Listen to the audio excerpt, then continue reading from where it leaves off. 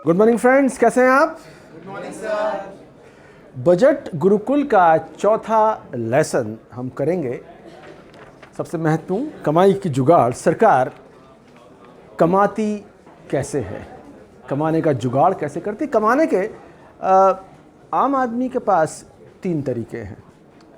मेहनत करके कमा लें, कुछ काम धंधा कर लें, या फ्रेंड से कुछ उधार ले लें, या चक्कू लेकर निकल पड़ें और चक्कू रिवॉल्वर से कुछ पैसा कमा लें। रहजनी कर लें, चौथ वसूल लें। अरे गुरुजी क्या बात कर रहे हैं, चौथ तो गुंडे वसूलते हैं। भाई बात दरअसल क्या है कि चौथ को आप थोड़ा सा हिस्टोरिकल पर्सपेक्टिव में समझें। चौथ हमेशा गुंडे नहीं वसूलते। वसूलने वाला हर व्यक्ति गुंडा नहीं होता। कई बार वो सरकार का आदमी भी हो सकता है, अपनी तरीके से वसूल सकता है। चौथ का हिस्टोरिकल पर्सपेक्टिव ये है कि कुछ ताकतवर शासक कमज़ोर शासकों से डरा के धमका के बोलते थे कि जितना तुम्हारा रेवेन्यू कलेक्शन है उसका 1/4, हिंदी में चौथाई, और चौथाई का चौथ, उतना हमको देना पड़ेगा। मर्जी से दो तो बहुत अच्छा, वरना बिना मर्जी के भी हम ले लेंगे। तो जो एंटिटी आपकी बिना मर्जी के भी आपसे वसूल लेती है, उसका नाम है सरकार। और दिल पे हाथ रख के बताइए, अपनी मर्जी से कर देना कौन चाहता है? तो आप कह सकते हैं कि एक तरह से सरकार ज़बरदस्ती ही वसूलती है। अब सवाल यह है कि सरकार वसूली कई तरीके से करती है। वसूली करती है इनकम टैक्स के जरिए, तमाम लोग देते हैं, मेरे जैसे इंडिविजुअल देते हैं।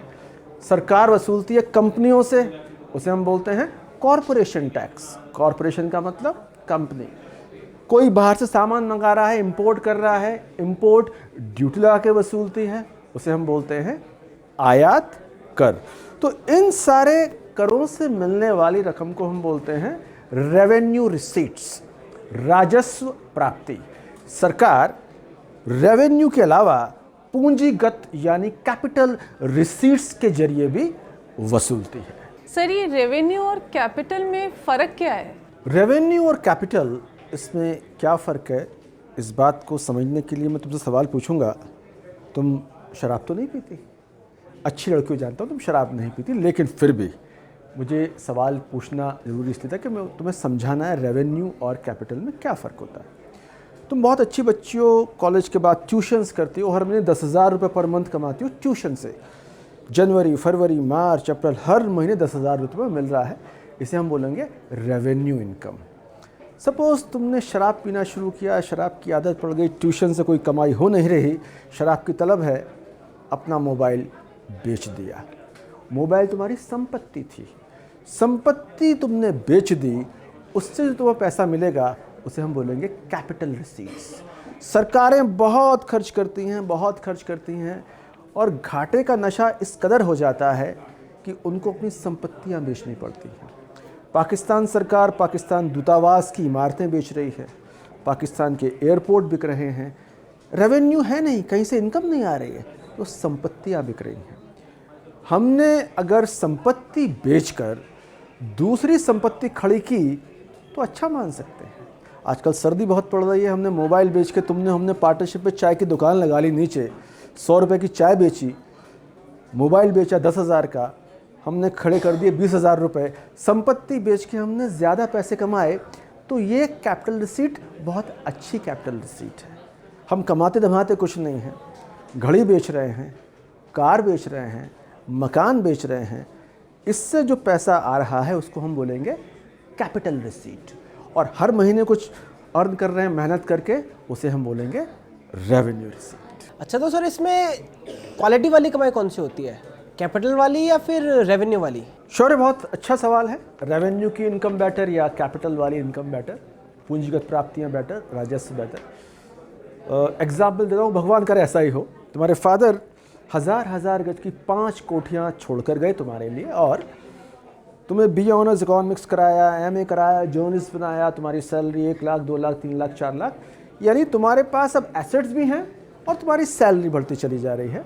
फिर वन फाइन डे तुम सोचते हो यार मेरे रिक्वायरमेंट के लिए सिर्फ एक घर काफ़ी है, 4 तुम बेच देते हो और उस 4 को बेच के तुम म्यूचुअल फंड शेयर्स में इन्वेस्ट कर देते हो, एसेट्स बेच के नई एसेट्स बना ले और रेगुलर पर मंथ तुम्हारे पास आ रहा है, उस केस में वो 4 कोठियों की सेल खराब नहीं है।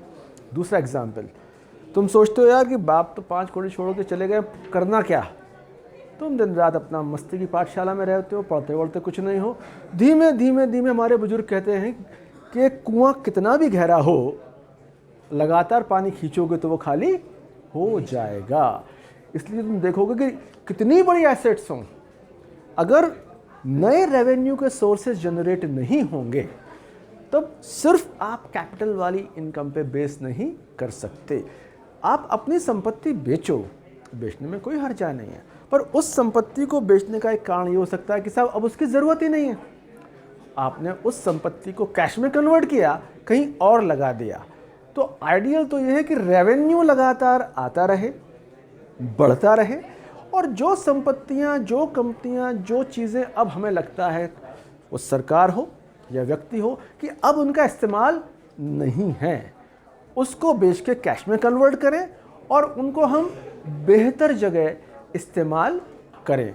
तो हम ऐसा कह सकते हैं कि अच्छा बजट वो होता है जिसमें रेवेन्यू के जरिए, करों के जरिए, आय के जरिए हम और ज़्यादा से ज़्यादा आमदनी का इंतज़ाम करें, और ऐसी एसेट्स जिनको अब सरकार समझती है ज़रूरी नहीं है उन्हें बेचकर पैसा खड़ा कर लें। लेकिन अगर उदाहरण पाकिस्तान का हो कि जहां पैसे ही नहीं बचे सैलरी देने के लिए हम एयरपोर्ट और अपनी हाई कमीशन की और एम्बेसी की बिल्डिंग बेच रहे हैं, तो ये शराबी वाला हाल है कि आपको घाटे का नशा इतना ज़्यादा हो गया है कि अब आप काम करने काबिल बचे नहीं।